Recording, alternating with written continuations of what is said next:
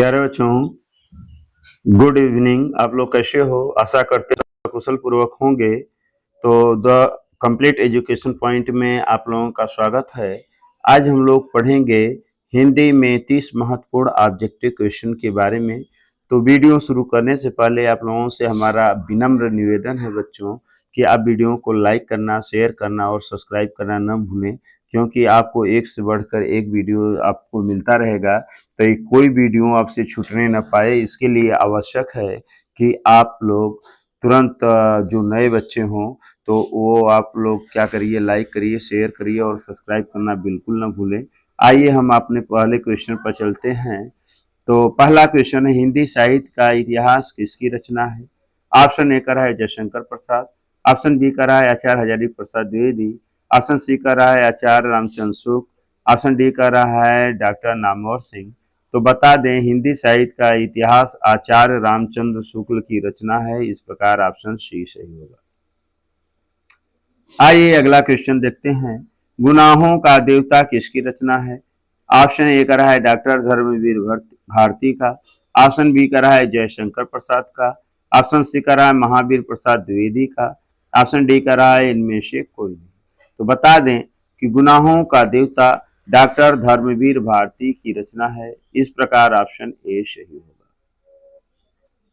अगला क्वेश्चन है, उपन्यास सम्राट के नाम से किसे जाना जाता है? ऑप्शन ए करा है मुंशी प्रेमचंद को, ऑप्शन बी करा है जयशंकर प्रसाद को, ऑप्शन सी करा है डॉक्टर धर्मवीर भारती को, ऑप्शन डी करा प्रोफेसर नामवर सिंह को। तो उपन्यास सम्राट के नाम से मुंशी प्रेमचंद को जाना जाता है। इस प्रकार ऑप्शन ए सही होगा। आज का चौथा क्वेश्चन है, कामायनी किसकी प्रसिद्ध रचना है? तो कामायनी कर रहा है ऑप्शन ए कि महादेवी वर्मा की रचना है, ऑप्शन बी कर रहा है जयशंकर प्रसाद की रचना है, ऑप्शन सी कर रहा है सूर्यकांत त्रिपाठी निराला की रचना है, ऑप्शन डी कर रहा है सुमित्रा नंदन पंत की रचना है। तो कामायनी जो है जयशंकर प्रसाद की रचना है। इस प्रकार ऑप्शन बी सही होगा। आज का पांचवा क्वेश्चन है, ज्ञानाश्रयी शाखा का कवि किसे माना जाता है? ऑप्शन ए कर रहा है कबीर दास को, ऑप्शन बी कर रहा है सूरदास को, ऑप्शन सी कर रहा है तुलसीदास को, ऑप्शन डी कर रहा है मलिक मोहम्मद जायसी को। तो ज्ञानाश्रयी शाखा का कवि कबीर दास को माना जाता है। ऑप्शन ए सही होगा। आज का छठवां क्वेश्चन है, हिंदी साहित्य के इतिहास का स्वर्ण युग माना जाता है। तो हिंदी साहित्य के इतिहास का स्वर्ण युग किसे माना जाता है? ऑप्शन ए कर रहा है क्या वीर गाथा काल को, ऑप्शन बी कर रहा है क्या भक्ति काल को, ऑप्शन सी कर रहा है क्या रीति काल को, ऑप्शन डी कर रहा है क्या आधुनिक काल को। तो बता दें कि हिंदी साहित्य के इतिहास का स्वर्ण युग भक्ति काल को माना जाता है। इस प्रकार ऑप्शन बी सही होगा। आज का सातवां क्वेश्चन है, हिंदी साहित्य का प्रथम काल किसे माना जाता है? तो का ऑप्शन ए कर रहा है क्या रीति काल को, ऑप्शन बी कर रहा है क्या आधुनिक काल को, ऑप्शन सी कर रहा है क्या भक्ति काल को, ऑप्शन डी कर रहा है क्या आदि काल को। तो बता दें कि हिंदी साहित्य का प्रथम काल आदि काल को माना जाता है। तो ऑप्शन डी सही होगा। आज का आठवां क्वेश्चन है, आधुनिक काल का प्रथम युग कौन है? तो ऑप्शन ए कर रहा है क्या भारतेंदु युग है, ऑप्शन बी कर रहा है क्या द्विवेदी युग है, ऑप्शन सी कर रहा है क्या छायावादी युग है, ऑप्शन डी कर रहा है इनमें से कोई नहीं। तो बता दें कि आधुनिक काल का प्रथम युग भारतेंदु युग को माना जाता है। इस प्रकार ऑप्शन ए सही होगा। आज का नौवां क्वेश्चन है, नमक का दरोगा किसकी रचना है, या नमक की दरोगा का रचनाकार कौन है? ये बहुत महत्वपूर्ण क्वेश्चन है प्यारे बच्चों। तो ऑप्शन ए करा है मुंशी प्रेमचंद, ऑप्शन बी करा है अमृत राय, ऑप्शन सी करा है मैथिली शरण गुप्त, ऑप्शन डी करा है इनमें से कोई नहीं। तो नमक का दरोगा के रचनाकार मुंशी प्रेमचंद हैं। इस प्रकार ऑप्शन ए सही होगा। आज का 10वां क्वेश्चन है, आधुनिक युग का मीरा किसे कहा जाता है? आधुनिक युग का मीरा पूछा है। तो ऑप्शन ए करा क्या मीराबाई को, ऑप्शन बी करा क्या महादेवी वर्मा को, ऑप्शन सी करा है क्या जयशंकर प्रसाद को, ऑप्शन डी करा इनमें से कोई नहीं। तो आधुनिक युग का मीरा महादेवी वर्मा को कहा जाता है। इस प्रकार ऑप्शन बी सही होगा। आज का 11वां क्वेश्चन है, कामायनी महाकाव्य के रचनाकार कौन है? ऑप्शन ए करा है जयशंकर प्रसाद, ऑप्शन बी करा है सुमित्रानंदन पान, ऑप्शन सी करा है मैथिली शरण गुप्त, ऑप्शन डी करा है इनमें से कोई नहीं। तो कामायनी महाकाव्य जो है यह छायावादी युग की रचना है, यह जयशंकर प्रसाद की रचना है। इसमें कुल 15 सर्ग हैं। इस प्रकार ऑप्शन ए सही होगा। तो महाकाव्य है, कामायनी महाकाव्य है, छायावाद युग का महाकाव्य है। अगला है साकेत किसका महाकाव्य है? तो साकेत जो महाकाव्य है ये किस लेखक का है, यह हमको बताना है।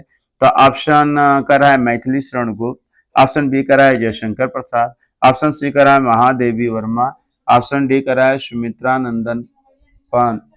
तो इसमें होगा साकेत जो है मैथिली शरण गुप्त की रचना है। और 13वां क्वेश्चन है इंदुमती किसकी रचना है? ऑप्शन ए करा है किशोरी दास गोस्वामी, ऑप्शन बी करा है जयशंकर प्रसाद, ऑप्शन सी करा है महादेवी वर्मा, ऑप्शन डी करा है अयोध्या सिंह उपाध्याय हरिऔध। तो इंदुमती जो है जयशंकर प्रसाद की रचना है। इस प्रकार ऑप्शन बी सही होगा।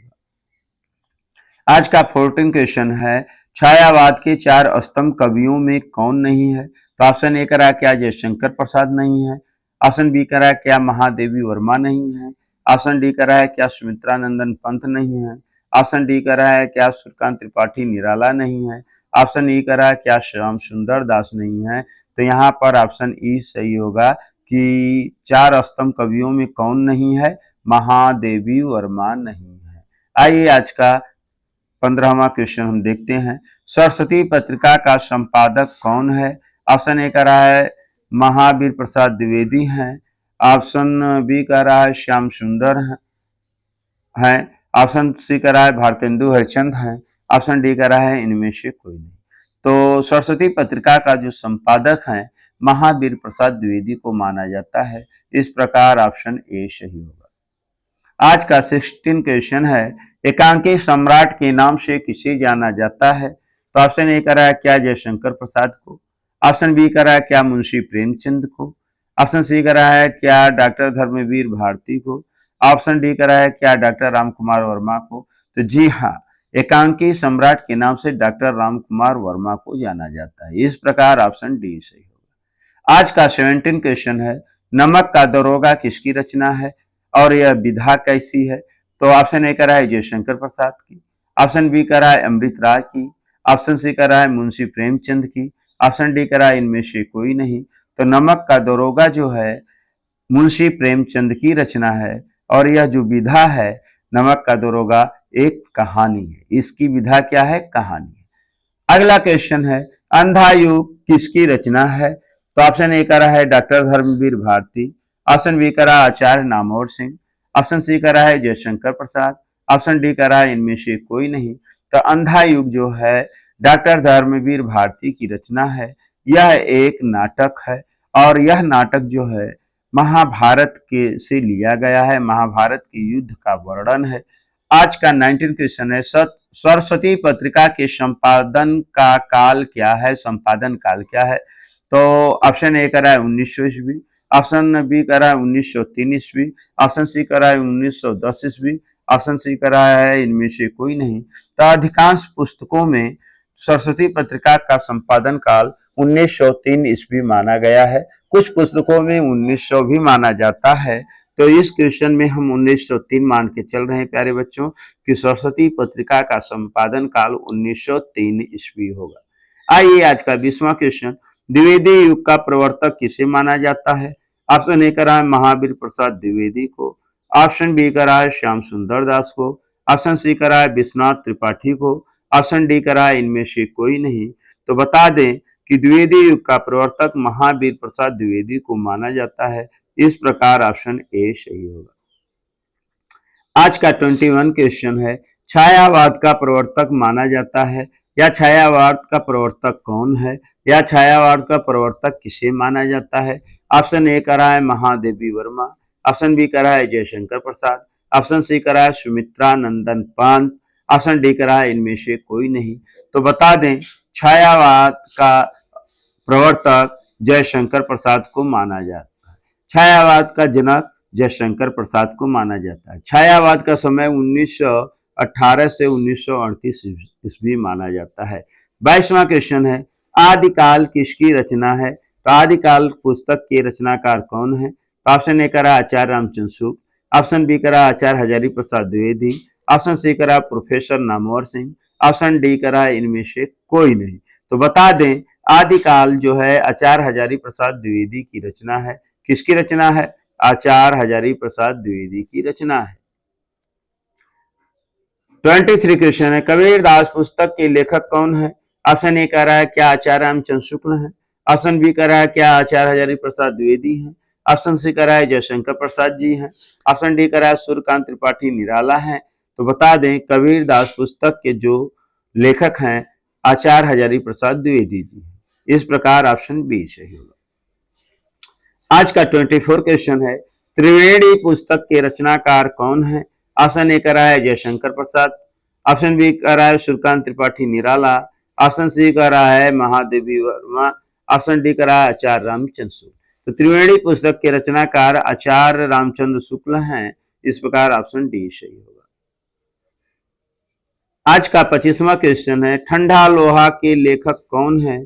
ऑप्शन ए कह रहा है doctor Dharmvir Bharati, option B कह रहा है doctor Ram Kumar Verma, option C कह रहा है जयशंकर प्रसाद, ऑप्शन डी कह रहा है इनमें से कोई नहीं। तो ठंडा लोहा का लेखक जो है डॉक्टर धर्मवीर भारती हैं। इस प्रकार ऑप्शन ए सही होगा। आज का 26 क्वेश्चन है, आंधी और प्रतिध्वनि किस विधा की रचना है और किसकी रचना है? तो ऑप्शन ए है क्या यह कहानी है, ऑप्शन बी कह रहा है क्या यह उपन्यास है, ऑप्शन सी कह रहा है क्या यह निबंध है, ऑप्शन डी कह रहा है क्या यह काव्य है। तो आंधी और प्रतिध्वनि जो है जयशंकर प्रसाद की रचना है और यह विधा जो है कहानी है। इस प्रकार ऑप्शन ए सही होगा। आज का 27 क्वेश्चन है, रेणुका और हुंकार किस विधा की रचना है? तो ऑप्शन ए कह रहा है काव्य विधा है, ऑप्शन बी कह रहा है कहानी विधा है, ऑप्शन सी कह रहा है आलोचना विधा है, ऑप्शन डी कह रहा है आत्मकथा विधा है। तो बता दें कि रेणुका और हुंकार जो है काव्य है। इसकी विधा क्या है? यह है काव्य। रेणुका और हुंकार क्या है? काव्य है। आइए आज का 28 क्वेश्चन, इनमें से आलोचक कौन नहीं है? हमें बताना है कि आलोचक कौन नहीं है। तो ऑप्शन ए कह रहा है आचार्य रामचंद्र शुक्ल, ऑप्शन बी कह रहा है आचार्य हजारी प्रसाद द्विवेदी, ऑप्शन सी कह रहा है professor Namvar Singh, option D कह रहा है जयशंकर प्रसाद।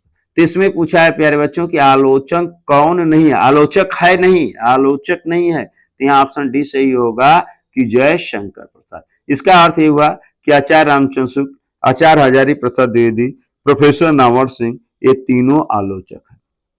आज का 29 क्वेश्चन है, छायावाद का कवि नहीं है। यहाँ बताना है छायावाद का कवि कौन नहीं है। ऑप्शन ए कह रहा है क्या जयशंकर प्रसाद नहीं है, ऑप्शन बी कह रहा है क्या महादेवी वर्मा नहीं है, ऑप्शन सी कह रहा है क्या सूर्यकांत त्रिपाठी निराला नहीं है, ऑप्शन डी कह रहा है क्या अज्ञेय नहीं है।